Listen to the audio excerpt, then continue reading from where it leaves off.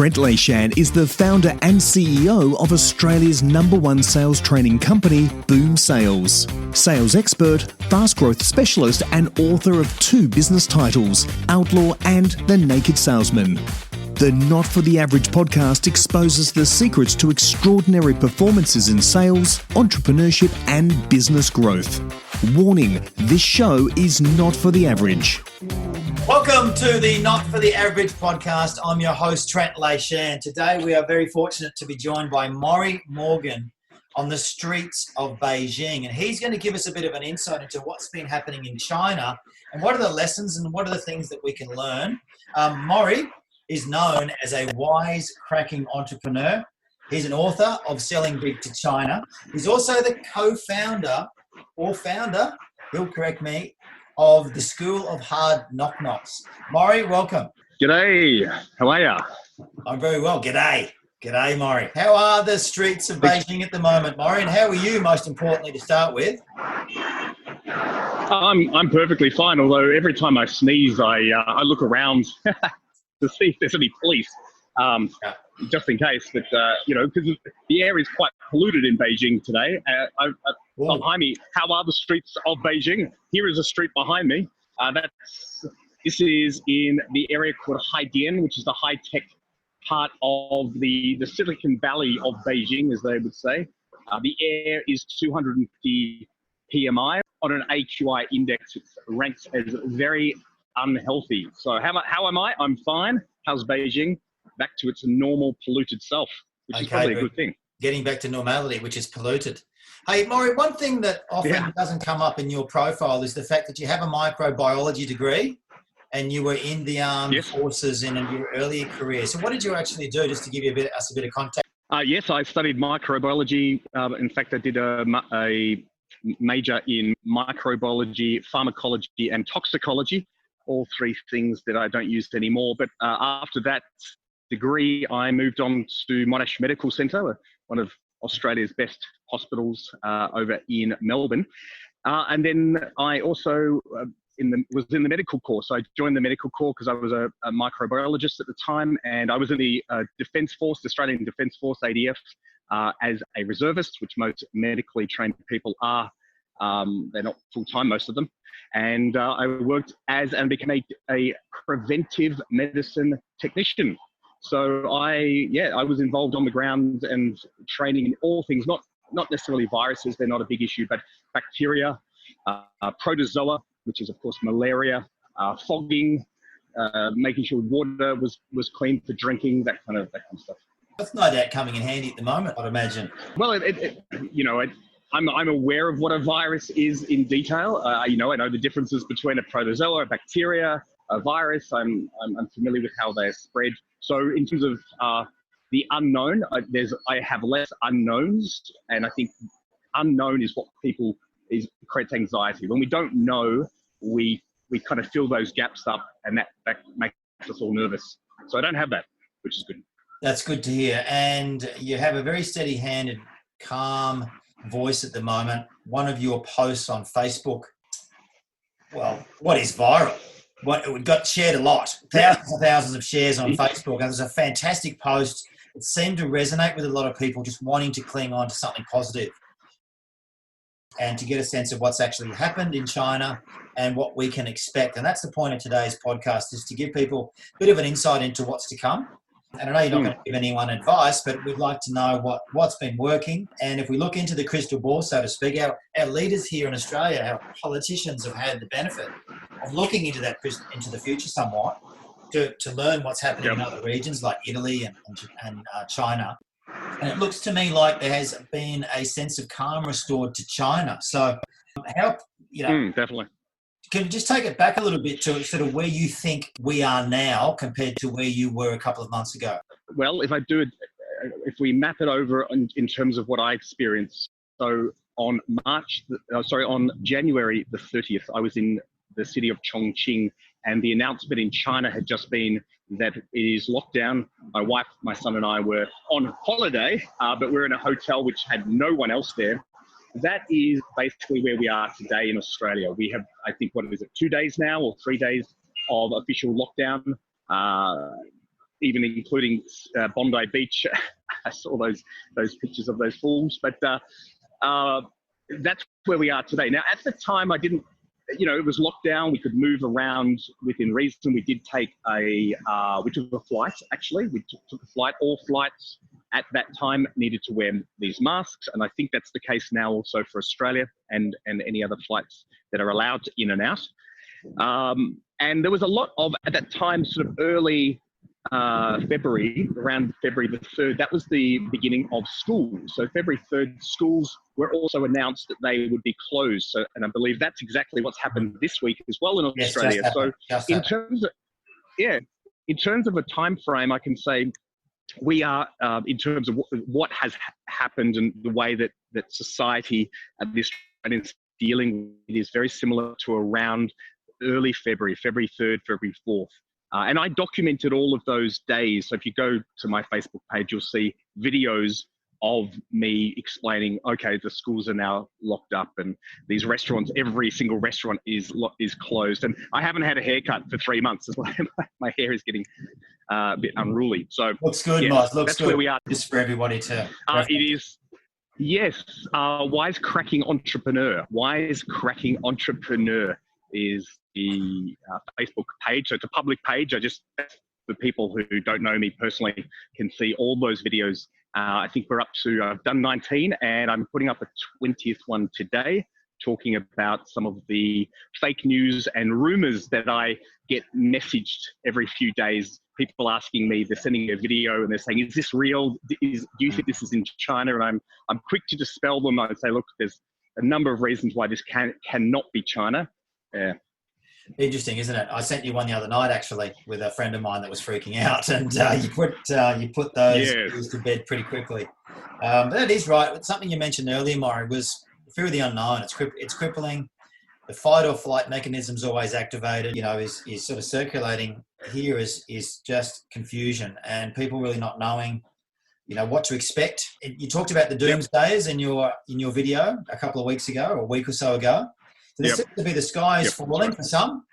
The panic merchants love to get on their bikes and start riding around town. Then you have the ostriches, the people that just, refuse to deny that there's any issues and they want to go on.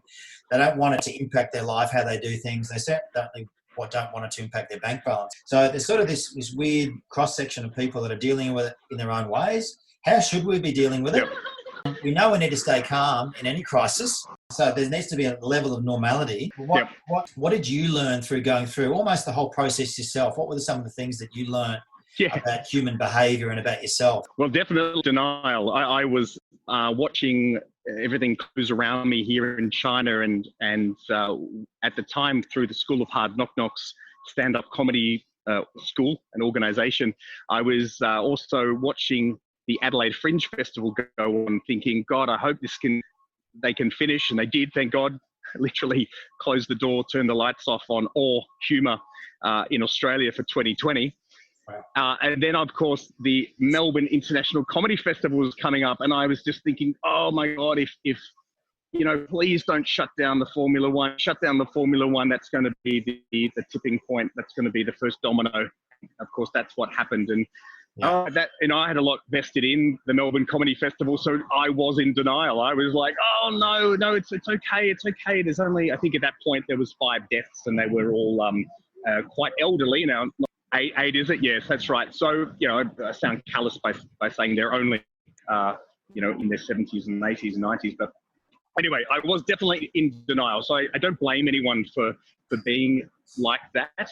It's an invisible enemy that we can't see, and it's not.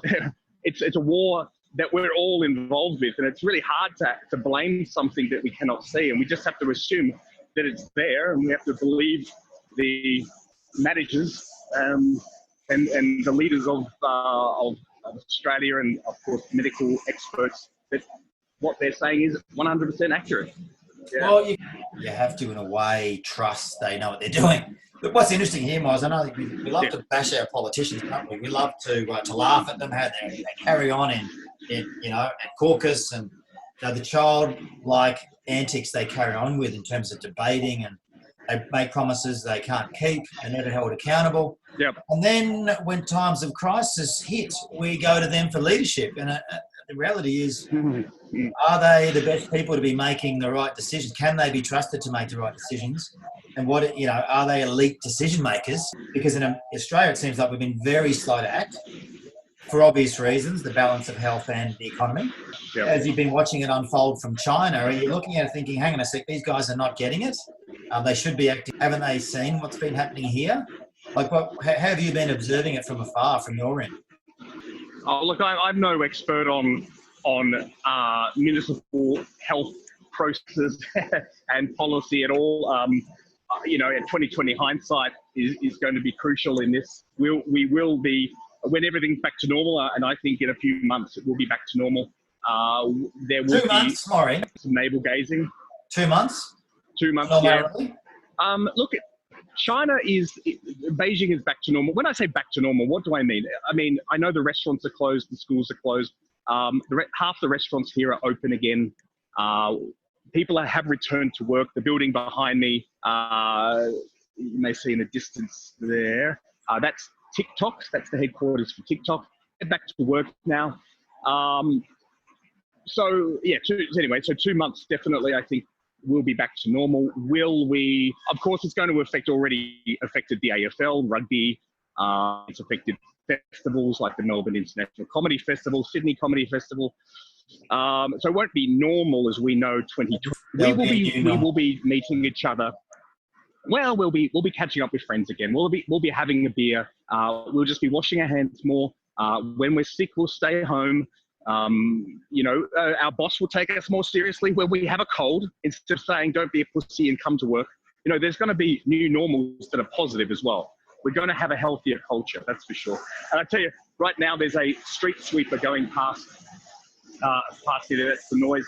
Beijing has become, the roads have been incredibly clean because people aren't on the street throwing rubbish on the ground, and the street sweepers are still doing their job. So there's another positive to see. Yeah, brilliant. Hey, in the next one, I want to talk about the hidden gems. The hidden gems of the coronavirus chaos. What are the positives that are coming out that are not necessarily obvious? And I think there's a number of them that I've already identified with. Cleaner streets would be one in Beijing. Looks more like Tokyo. That's good. Hey, so Morry, I guess what is the point of today is we're looking into the future. We're seeing an Aussie over there who is relatively level-headed and informed, and he's telling us that, hey, it's the sky isn't falling, but we have to take measures, and we're doing those. And if we take the right measures, we will get back to normality pretty quickly. That's exactly what I'm saying. And to prove that, there's 3 ladies walking up behind me in the background there, wearing masks, but they're pretty much shoulder to shoulder. They're not 1.5 meters apart from one another. That's what China looks like 2 months later. Yeah, gotcha. And that is good to know, because it is a little bit of a text over there. How has it impacted business? Like, think about, the small business category in Australia is the biggest. 80% of businesses in Australia are small business. There's lots of sole traders. The bigger businesses are obviously going through massive cost-cutting exercises at the moment. Your airlines and your larger organisations are really pruning the rose bush, so to speak. So how have businesses coped when, essentially the society goes into lockdown? Well, I can only talk in regards to China and Chinese culture. Obviously China, every year in China, the life of a typical Chinese person gets better. So if they don't have that rosy picture that our parents or even we have of the past. Weren't the 80s wonderful? The 90s were wonderful. Today's not as good as it used to be. For Chinese, it's the opposite. They look back on the past and they go, my God, it's much better now than it was in the past. Now, of course, there is pollution in the air here, but people earn more money. They've got access now. I mean, I've been in China since 2001, and when I first came, people were only then, 2001, getting access to own their own property. Prior to that, of course, being a communist country, property was owned by the state. At early 2000s, a lot of the retail products that we in Australia and the rest of the world take advantage of, whether it be clothing, these sunglasses, even a really expensive haircut, they weren't available to the domestic market, even though in many cases they were produced in China. And it wasn't until the mid to late 2000s that, and because of the global financial crisis, I should add, so crisis does create opportunity, that the Chinese government said, we're exporting all this to, for example, the States, and one American represents around at that time 36 Chinese in terms of their spending ability, right? So one American buys as much at that time as 36 Chinese would buy in terms of product, adding to the GDP. We're now going to, this is the Chinese government said, we're now going to allow the domestic market to burgeon, and we're going to sell internally, and we're going to allow brands to sell to our domestic market. And boom, that's when we saw the massive growth of China. So going back to your question, Australia, we don't have, we're not in the same position. Chinese will adapt better because they have always experienced a better life each month. Whereas Australians were very complacent. When they changed the footy jumpers in the AFL for a commemorative match, people freak out, right? Little things like that can worry an Australian. But for the Chinese, change is normal. Change is absolutely fine. Now, I'm walking past an example of that. These bicycles, of course, Australia had those horrible yellow bikes, were the Odo bikes or Odio bikes. Anyway, they got thrown up trees and thrown into lakes and put into the Yarra River. Well, in China, these are only probably 5 years or less than 5 years old, and they've just taken all the cities by storm. They love change, they love adapting, and now there's a completely new market. So back to your point is opportunity, and that's what Australians need to be looking for. Opportunity. They have to do something differently. They have to get out of that complacent mindset. They're going to. I've got a friend who's a DJ. He now does a cooking show on YouTube because apparently he's a fantastic cook. All his friends have been saying for years, mate, you cook an amazing meals. So now he's making videos. Could become a new venture for him. I want to look for those hidden gems, Morry, in the next episode. I want to think that hearing from people like yourself on the ground in places like China, Italy would be different, no doubt. You're talking about the Chinese culture being more adaptive. We do generally look at our history as more glowing. We refer to the good old days and how it used to be better. Whereas China, from what you're saying, see it differently. They see the future as they have an optimistic view of the future.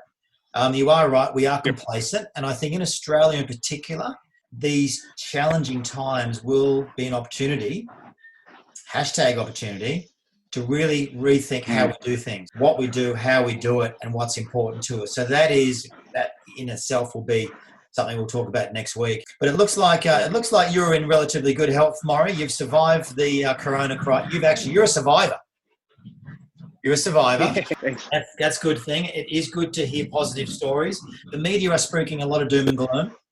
I think that's necessary as well to a point, but it does create confusion and it does amplify fear. And I think when that happens, people are irrational. And we do need to spread more positivity, which I love. I love what you're doing on your Facebook page. And I guess if people want to find more about you, Morry, and hear more about what you're up to in Beijing, can you just give us that link again?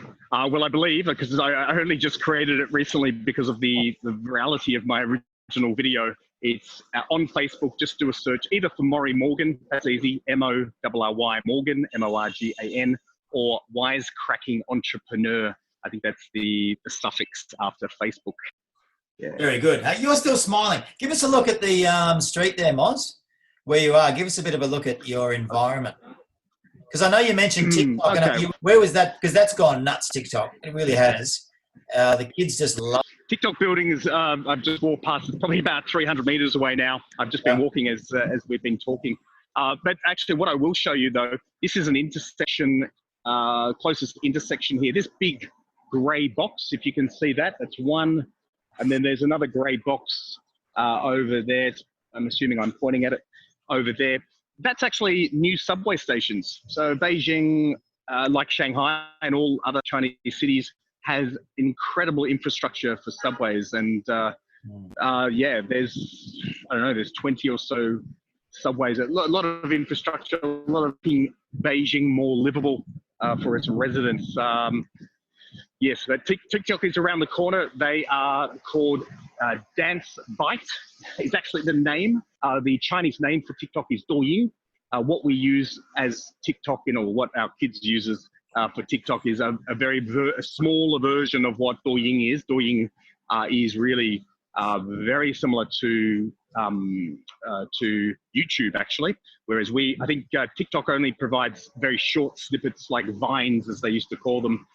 Douyin, the Chinese version, is more like a YouTube, and you can watch hours of content on it streaming rather than just 15 seconds. So, are you a TikToker? Different product here. Do you TikTok? I am not. I don't know. Are you a TikTok? I'm not. I am one step ahead of you, Morry. I'm already on TikTok. My kids think it's creepy, me being on there.